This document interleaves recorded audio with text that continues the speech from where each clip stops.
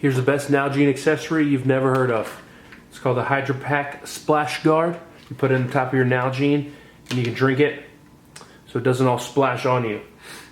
Hence Splash Guard. They have two colors, blue and red. You can get one of them for $5 or a 3-pack for $12 if you have a couple different people or a couple different Nalgenes that you use. This is the one I bought more recently. It's a little, it's a little stiffer than the one I've had for several years.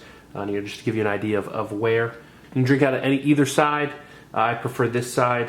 Some people prefer the strainer side. I've noticed if you get deep into your water, you could bump this on your nose or your face or something. But it definitely helps for drinking water quicker out of the Nalgene, which is kind of a drawback, me personally, for the wide mouth water bottles. So that's why I got this, and this is a great solution for me. The one bad thing is if it does come through, it will sink.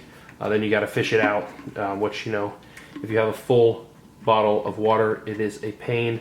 You just got to make sure you push it down enough to be level with the top of the bottle, and if it's not, when you screw it down, it'll seal it and push it down a little more. That's the Nalgene Hydro Pack. Get yourself one. Bye.